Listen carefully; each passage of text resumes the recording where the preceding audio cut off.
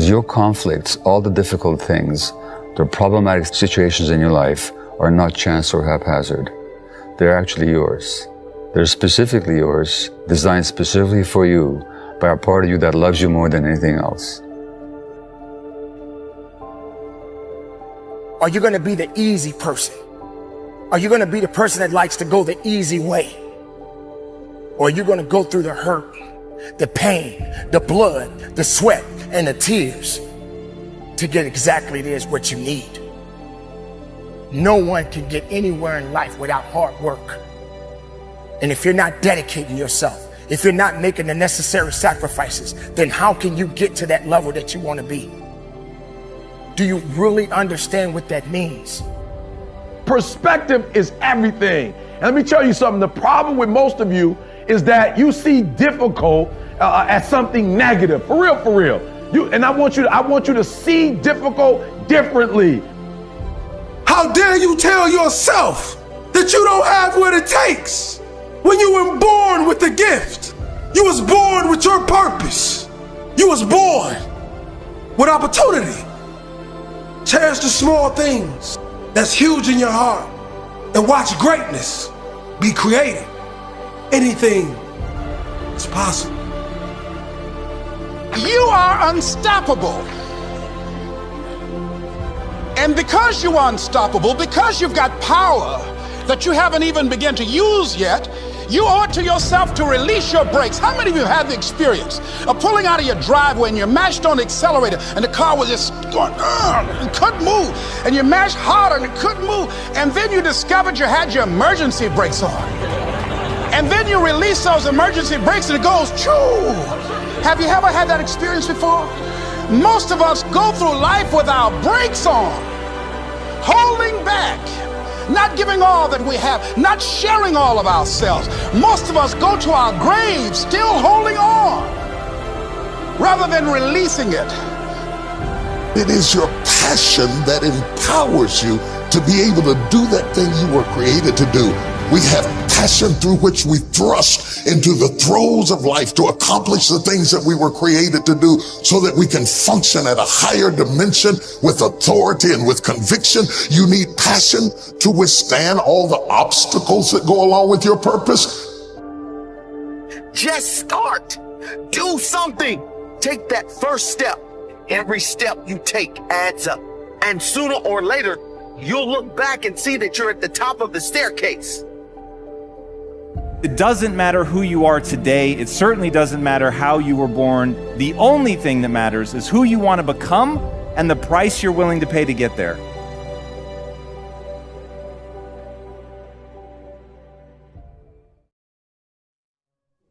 Let's talk about job success. This is a big problem for many people. However, you can always have a successful job if you will change your thinking about work. You will never find working a pleasure if you hate your job or you can't stand your boss. What a terrible affirmation that is.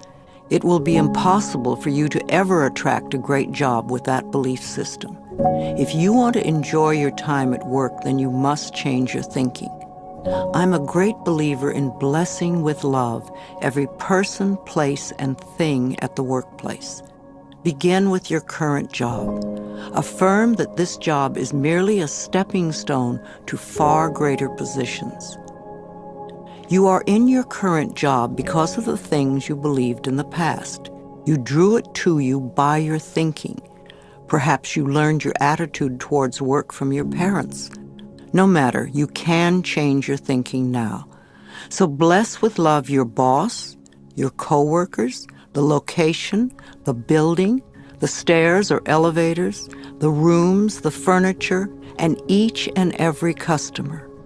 This creates a loving mental atmosphere within you, and the whole office will respond to it. I have never understood the reasoning behind putting down or berating others at work. If you are an owner, a manager, or a supervisor, how can you possibly expect to get the best work from others if they are frightened or resentful? We all want to be appreciated, acknowledged, and encouraged. If you support your employees and give them respect, then they will give you the best work they can. Now, please don't believe that it is hard to get a job. That may be true for many, but it does not have to be true for you. You only need one job, and your consciousness will open the pathway for you. Don't have faith in fear. When you hear of negative trends in business or in the economy, immediately affirm, that may be true for some, but it is not true for me. I always prosper no matter where I am or what is going on. People often ask me for the affirmations to make their relationships at work be smoother. In fact, for many people, this is a really big issue in their lives. I am deeply aware that whatever I give out comes back to me multiplied, and this is true everywhere, including at work. In the workplace, it is important to know that every employee and employer has been attracted by the action of love, for it's his and her divine right place, here and now, at this point in time and space. Divine harmony permeates us all, and we can all flow together in the workplace in a most productive and joyous way. There aren't any problems that don't have solutions. There aren't any questions without answers. Choose to go beyond the problem to seek the divine right action solution to any discord that may seem to appear. Be willing to learn from any discord or confusion as it comes up. It's important to release all blame and turn within to seek the truth. And be willing to release whatever pattern may be in your consciousness that has contributed to the situation. Know that you are successful in all that you do. You're inspired and productive. You serve others willingly and gladly. Divine harmony reigns supreme within and around you, and within and around each and every person in your workplace. When we go on a spiritual journey, it seems to be more conscious, and we begin to make conscious choices about life instead of just going on and getting up in the morning and doing our stuff and then going to bed. We begin to make conscious choices of our thoughts and our actions and even the foods we eat and things like that. And it's putting your foot on the pathway one step at a time. And some of us do very devious journeys, and we take lots of little side tracks, and we don't get very far, really. And some of us just are very conscientious about it and go one step after another and go closer to our pathway, which is really, to me, I think enlightenment is letting go of all the things we believe that are not benefiting us in life, or that are barriers to our life, to the good things in life, and to release them one by one and to think, I don't have to believe that anymore, or do I want to believe that anymore? And making a conscious choice. When we can understand that every single thing we believe has been a choice, and it may or may not be true. It can be true for you and not for you, because it's your belief system and your belief system, and then I have my belief system. I say a lot, that may be true for you, it's not true for me. I may not say that out loud, but people are doing things or saying things, and I think that to myself a lot. And also, it has nothing to do with me. Whatever's going, that has nothing to do with me, because I'm under the law of my own consciousness.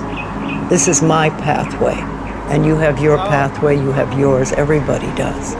So we're all on a journey, and I think the more conscientious we are about it and the more conscious choices we make, the better our journey is, or the easier, or the swifter, or we get more goodies, or we have better health, all that stuff.